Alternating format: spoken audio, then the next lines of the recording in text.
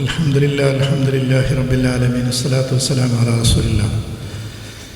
ವೇದಿಕೆಯಲ್ಲಿ ಆಸೀನರಾಗಿರ್ತಕ್ಕಂತಹ ತಲಕಿ ತಂಗಲ್ರವರು, ಮೋನು ಹಾಜಿಯವರು, ಹೈದರಾಜಿಯವರು, ಅದೇ ರೀತಿ ವೇದಿಕೆಯಲ್ಲಿ ಆಸೀನರಾಗಿರ್ತಂತಹ ಉಸ್ತಾದರವರುಗಳು, ನಾಡಿನ ಪ್ರಮುಖರು ಮತ್ತು ನನ್ನ ಮುಂದೆ ಕುಳಿತಿರುವಂತಹ ಮುತಲ್ಲಿಮಿಗಳು ಮತ್ತು ಹಿರಿಯರು, ಅಲ್ಹಮ್ದುಲಿಲ್ಲಾ.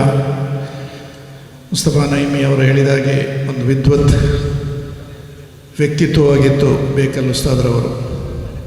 ಅವರ ಕಡೆಯ ದಿವಸಗಳಲ್ಲಿ ಕುವೈತ್ನಲ್ಲಿ ನಾವು ಒಂದು 2-3 ದಿವಸವು ಒಟ್ಟಿಗೆ ಇದ್ದೆವು ಕಾರ್ಯಕ್ರಮದ ನಿಮಿತ್ತ. ಹಲವಾರು ವಿಷಯಗಳನ್ನು ಅವರು ನಮ್ಮೊಂದಿಗೆ ಹೇಳ್ತಾ ಇದ್ದರು. ಸಮಯ ನಿಷ್ಠೆಯ ವಿಷಯದಲ್ಲಿ ಅವರನ್ನು ಮೀರುವವರು ಮತ್ತೊಬ್ಬರು ಇಲ್ಲ ಅಂತೇಳಿ ನನಗೆ ಗೊತ್ತು. ಒಮ್ಮೆ ಒಂದು ದೊಡ್ಡ ಮದುವೆಗೆ ಹೋದಾಗ ಸಮಯಕ್ಕೆ ಸರಿಯಾಗಿ ನಿಕಾಹ ನಡೆಯದ ಸಮಯದಲ್ಲಿ ಅವರು ಎದ್ದು ಹೋಗುವಾಗ ನಾನು ಹೇಳಿದೆ, ಸದರವರೇ, ಹೋಗುವಾಗ ಅವರಿಗೆ ಬೇಸರವಾಗ್ಬೋದಲ್ಲ.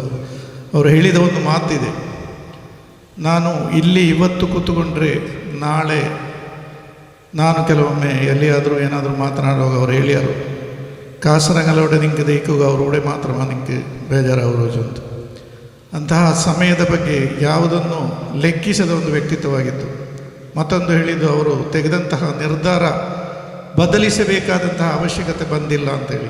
ಅಲ್ಹಮ್ದುಲಿಲ್ಲಾ, ಅಂಥ ಒಂದು ನೇತೃತ್ವ ನಮ್ಮನ್ನು ಕಳೆದು ಕೆಲವು ವರ್ಷಗಳಾಯಿತು. ಆ ಒಂದು ಗ್ಯಾಪನ್ನು ಫಿಲ್ ಮಾಡಲಿಕ್ಕೆ ಇದುವರೆಗೆ ಯಾರಿಂದಲೂ ಸಾಧ್ಯವಾಗಿಲ್ಲ ಅಂತ ಹೇಳೋದಕ್ಕೆ ನಾವೆಲ್ಲರೂ ಈ ಸಮಯದಲ್ಲಿ ದುಃಖಿತರಾಗಿದ್ದೇವೆ ಅಂತ ಹೇಳ್ಬೋದು. ಅಲ್ಹಮ್ದುಲಿಲ್ಲಾ, ಜಾಸ್ತಿ ಮಾತನಾಡುವಂತಹ ವೇದಿಕೆಯಲ್ಲ, ತಂಗಳ್ರವರ ನಸೀಹತೆ ಕೇಳಲಿಕ್ಕೆ ಆಗಿರ್ತದೆ. ತಾವೆಲ್ಲ ಕುಳಿತುಕೊಂಡಿರೋದು ಇನ್ಶಾ ಅಲ್ಲಾ ಅದು ಮುಂದುವರಿರಿ.